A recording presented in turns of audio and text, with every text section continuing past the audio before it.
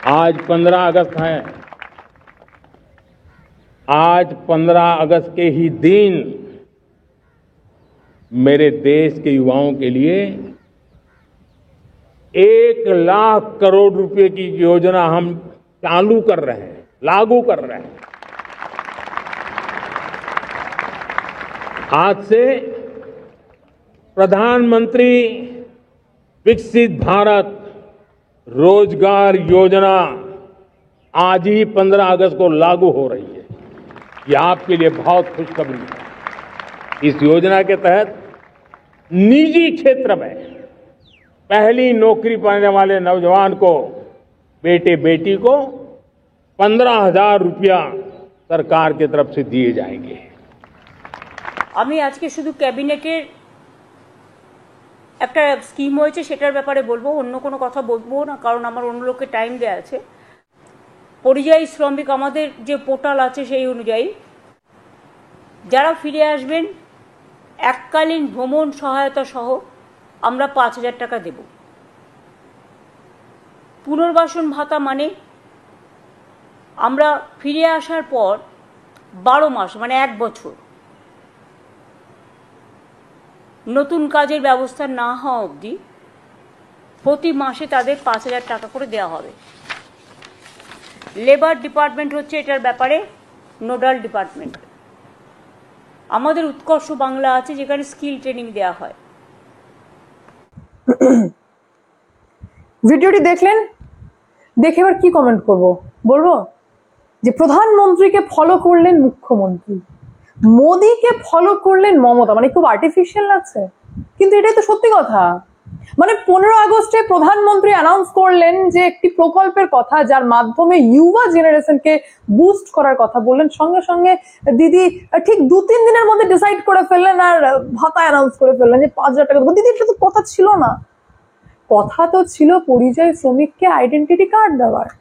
তো দিদি ভাতার যে একটা প্ল্যানিং, ওইদিকে 15 দেওয়া হচ্ছে, তো আমি কেন না 5? উনি প্রধানমন্ত্রী হতে পারেন, আমি তো মুখ্যমন্ত্রী। আর আজকে আরেকটি বিষয় লক্ষ্য করার ছিল, ভিডিও আমি দুটোকে মার্চ করেছি।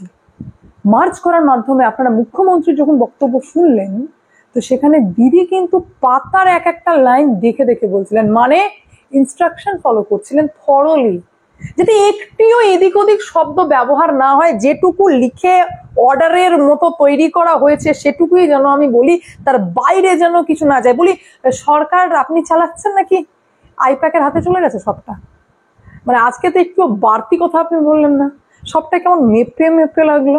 সমস্ত খবরের ডিটেলসে যাওয়ার আগে নমস্কার, আমি অদ্বিতীয়া রয়। আজকে আবার চলেছি আমার ছোট্ট ইউটিউব চ্যানেলের সঙ্গে অদ্বিতীয়ায়।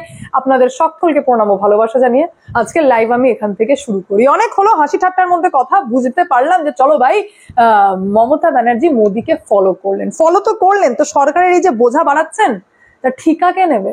দেখুন দুটোর মধ্যে পার্থক্য বুঝতে হবে। এক হচ্ছে প্রধানমন্ত্রী যিনি বললেন যে বিকশিত ভারত রোজগার যোজনা এর মাধ্যমে ইউবা জেনারেশনের মধ্যে ছেলে এবং মেয়ে দুজনকে বুস্ট করার জন্য বললেন যে চাকরি পেলেই 15,000 টাকা দেওয়া হবে।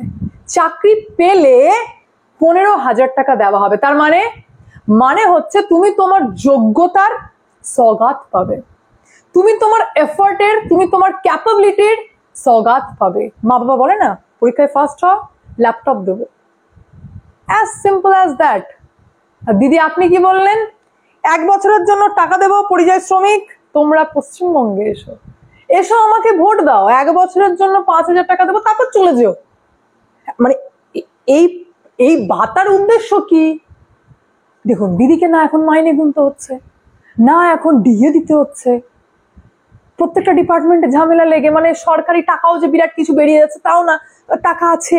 তো কেন না এই পরিযায়ী শ্রমিকদেরকে ডেকে তাদেরকে 1 বছরের জন্য টাকা দিয়ে বলি যে টিএমসি কে ভোট দিয়ে তারপর তোমরা ভাই যেখানে খুশি যাও। এতদিন পর্যন্ত রাজ্যের মুখ্যমন্ত্রী মমতা ব্যানার্জি 21 লক্ষের কথা বলছিলেন পরিযায়ী শ্রমিক, আজ শুনলেন প্রেস কনফারেন্সে, সরি যখন আমি ভিডিওটি আপলোড করব বিষয়টি গত হয়ে যাবে, মানে গতকাল। তো আমরা অলরেডি শুনেছিলাম মমতা ব্যানার্জি প্রেস কনফারেন্সে বলছিলেন যে পরিযায়ী শ্রমিক 1.5 কোটি, দিদি ডবল, 1.5 কোটিতে আটকে নেই। আপনি যে বললেন না রেজিস্ট্রেশন করিয়ে নিতে, 1.5 কোটিতে আটকে নেই, পরিযায়ী ডবল। আপনি যে 1.5 কোটি তো বললেন, আগে তো 21 লক্ষ 22 লক্ষ করছিলেন। জানিয়ে দিই আপনাদেরকে যে রাজ্যের মুখ্যমন্ত্রী মমতা ব্যানার্জি এবং নবান্ন সূত্রের খবর ছিল যে শুধুমাত্র আইডেন্টিটি কার্ড দেওয়া হবে, আর তারপর জানা যাচ্ছে যে একটি পোর্টাল ওপেন করা হচ্ছে, যে পোর্টালের নাম দিয়েছেন দিদি শ্রমশ্রী। এই শ্রমশ্রীতে নথিভুক্ত করতে হবে, রেজিস্ট্রেশন করতে হবে। পরিযায়ী শ্রমিক যারা ফিরে আসবেন তারা রেজিস্ট্রেশন করবেন, রেজিস্ট্রেশনের মাধ্যমে পরিচয়পত্র মানে নাম নথিভুক্ত হবে, তারপর পরিচয়পত্র পাবেন, তারপর সরকারের সমস্ত বেনিফিট, এই রেশন থেকে শুরু করে যা স্বাস্থ্য সাথী থেকে শুরু করে 100 দিনের কাজ কেন্দ্র সরকার বন্ধ করে দিয়েছে, রাজ্য সরকার চালাচ্ছে, এই যে ব্যাপারটা বারবার খাওয়ানোর চেষ্টা, মানে সমস্ত ফেসিলিটিস পাবেন পরিযায়ী শ্রমিক। এবং তারপর যেটা হবে সেটা হচ্ছে এলেই 5,000 টাকা, এটি প্রকল্প এলেই 5,000 টাকা, এবং এই 5,000 টাকা 1 বছর পর্যন্ত পাবেন যতক্ষণ না আপনাদের স্থায়ী ব্যবস্থা কিছু হয়। কেন 1 বছর পর্যন্ত? কেন যতদিন না আপনি স্থায়ী ব্যবস্থা করতে পারছেন ততদিন টানবেন না? মানে 1 বছর, এই উদ্দেশ্যটা আমি বুঝলাম না। মানে আপনি একটু ক্লিয়ারলি বলবেন, ভোটটা দাও তারপরে 1 বছর পর চলে যাও অন্য রাজ্যে। আরে 5 বছরের জন্য তো ফিক্সড টিএমসি, এটা তো করে নি। কারণ অলরেডি যারা পলিটিক্সকে নিয়ে অ্যানালিসিস করেন, যারা বিশেষজ্ঞ, তারা অলরেডি বলতে লেগেছেন যে পরিযায়ী শ্রমিকের মধ্যেও দিদি কিন্তু ধর্মের রাজনীতি খুঁজে পেয়েছেন, আর সেই ধর্মের রাজনীতির জন্য দিদি টাকা লুটোতে লেগেছেন। না, সরকারের টাকা আমারই তো টাকা, এরকম একটা অ্যাটিটিউড। ঠিক আছে, দেখি কতদূর যায়। আর পরিযায়ী শ্রমিককে আপনি যে 5,000 টাকা দিচ্ছেন, এই যে আইপ্যাকের যে প্ল্যানিং, আমি তো বলবো আইপ্যাক তো মানে কাঁচা বেরোলো। দেখুন, বিজেপিরও ডেফিনেটলি প্রাইভেট সংস্থা রয়েছে যারা প্ল্যানিং দেয়, যারা সেট করে সমস্ত কিছু, তো সেরকম আইপ্যাকও। তো আইপ্যাক আপনার নিজের ঘর থেকে মনে হয় ভাতা ছাড়া কিছু বেরোয় না, তাই ওই দিকটা ঝেপে ভাতা দিয়ে মোটামুটি রান করে দাও। বেশি কিছু বলার নাই। এখন যেটা আমি বলবো, যেটা সব থেকে ইম্পর্টেন্ট এবং গুরুত্বপূর্ণ বিষয়, যার জন্য সাধারণ মানুষ এবং যারা ব্যবসাদার তাদের জীবনে ইম্প্যাক্ট করতে চলেছে, সেটা হচ্ছে জিএসটি। মানে এই কথার কি বলবো, কারণ আমাদের রাজ্যের তো কাজ নেই, আমাদের রাজ্য এইসব বাতা মাতা নিয়ে ব্যস্ত। কিন্তু যাই হোক, মাঝে মধ্যে মনে হয় যা কেন্দ্র সরকার কাজ করছে, যার জন্য মাঝে মধ্যে ট্যাক্সের ম্যাটার, এই বিভিন্ন রকম ফরেন পলিসির ম্যাটার, ট্যারিফের ম্যাটার, এইগুলো যে কানে আসে, ভালো লাগে যে কেন্দ্রীয় সরকার তো কাজ করছে, রাজ্য সরকার তো ভাতা দিতে ব্যস্ত। আচ্ছা, ট্যাক্সের বোঝা কমাতে নতুন পদক্ষেপ করতে চলেছেন কেন্দ্রীয় সরকার, অর্থাৎ জিএসটি হারে বদল, জিএসটির স্ল্যাবে বদল আসতে চলেছে, চালু হতে চলেছে 2টি স্ল্যাব সিস্টেম। এতদিন পর্যন্ত যতই প্রধানমন্ত্রী বলুক না কেন 1 নেশন 1 জিএসটি, কিন্তু বিষয়টা 1 জিএসটি তে ছিল না। কারণ বিভিন্ন প্রোডাক্ট এরকম হয়ে থাকে যার বিভিন্ন জিএসটি পড়ে। স্পেশালি যেটা প্রবলেম হয়ে থাকে সাধারণ মানুষের জন্য, তো ডেফিনেটলি দাম বাড়ছে, একটা ইম্প্যাক্ট তো ছিলই। ব্যবসাদারদের যেটা সব থেকে বেশি সমস্যা হচ্ছিল সেটা হচ্ছে জিএসটি ফিল আপ করতে। ধরুন যে মেডিসিনের ব্যবসা করে, তার ক্ষেত্রে বিভিন্ন জিনিস ফলো করতে, যেমন ভিটামিনের জন্য ভিটামিনের ওষুধের 18% যাবে, অন্যান্য প্যারাসিটামল রিলেটেড ওষুধের 12% যাবে, 5% যাবে বেশ কিছু ড্রাগের। তো এই যে জিএসটি ভরার একটা ঝামেলা, অর্থাৎ এক্সট্রা বার্ডেন, এটাকেই সিম্পলিফাই করতে চলেছেন কেন্দ্র সরকার। এবং তার পাশাপাশি সেটা হচ্ছে সাধারণ মানুষের জীবন থেকে বোঝা নামানোর একটা ব্যবস্থা করতে চলেছেন। কিভাবে ব্যবস্থা করতে চলেছেন? আগে কি ছিল? আগে ছিল ট্যাক্স লাগতো বিভিন্ন আইটেমের ক্ষেত্রে 5%, 12%, 18%, 28%। তো এইবার বিষয়টাকে সিম্পলিফাই করার জন্য গভর্নমেন্ট বলছেন যে 2টি স্ল্যাব সিস্টেম করা হবে, অর্থাৎ 12% যে সমস্ত আইটেমগুলিতে ট্যাক্স লাগতো সেগুলোকে শিফট করা হবে 5%, আর 28% যে সমস্ত আইটেমের ক্ষেত্রে ট্যাক্স লাগতো সেটাকে শিফট করা হবে 18%। আর তারপর তার থেকে বেশি ট্যাক্স যেগুলোতে নেওয়া হতো সেটাকে স্পেশাল রেট হিসেবে দেখানো হবে, যেখানে 40% পর্যন্ত ট্যাক্স গভর্নমেন্ট নিতে পারে, মানে হিউজ যাকে বলা হয়, 40% পর্যন্ত ট্যাক্স নিতে পারে।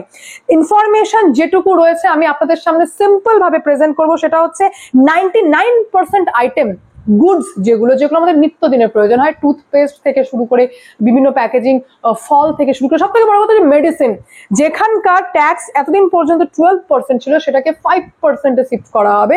এবং যে সমস্ত আইটেমগুলি সোসাইটিতে হার্মফুল ইম্প্যাক্ট ফেলতে পারে বা অতিরিক্ত কনজিউমের ফলে হার্মফুল মানে তৈরি হতে পারে মানুষের জীবনে, মানে আপনাদের মানে ক্ষতি করবে, যেমন টোব্যাকো, তো এই সমস্ত সিগারেট, টোব্যাকো যেগুলো হচ্ছে সেগুলোর ক্ষেত্রে গভর্নমেন্ট 40% পর্যন্ত ট্যাক্স চার্জ করবেন। এবার দেখার বিষয় হচ্ছে যে কত ভাই কিনে সিগারেট খাবে খাক, এইরকম একটা প্ল্যানিং গভর্নমেন্টের রয়েছে। আর তার পাশাপাশি জানা যাচ্ছে যে এসইউভি কার যেগুলি রয়েছে সেগুলো এবার ধীরে ধীরে, এখনো পর্যন্ত যেহেতু বিষয়টা অ্যানাউন্স হয়নি, সম্ভবত অক্টোবর মাসেই অ্যানাউন্স হয়ে যাবে, দিওয়ালি যে টাইমে রয়েছে 2025-এর। এবং তার আগে সেপ্টেম্বরে জিএসটি কাউন্সিলের একটি মিটিং রয়েছে, যে মিটিং এর মধ্যে কনফার্ম ভাবে জানানো হবে যে কোন কোন আইটেমের ওপর কি ভাবে ট্যাক্স চার্জ করা হবে। এখানে সব থেকে যেটা ইম্পর্টেন্ট সেটা হচ্ছে এটাই যে সিম্পলিফাই করার চেষ্টা, সাধারণ মানুষের হাতে টাকা দেওয়ার চেষ্টা করা হয়েছে, যাতে যখন জিনিসের দাম হিউজ কমবে, তার মানে সাধারণ মানুষের হাতে টাকা বাঁচবে। টাকা যখন বাঁচবে তখন স্ট্যান্ডার্ড অফ লিভিং যেটা, সেটা আরো উন্নত হবে। আর তার জন্য সাধারণ মানুষ অন্যান্য খাতে টাকা ইনভেস্ট করতে পারবে। এটা হচ্ছে একদম সিম্পল।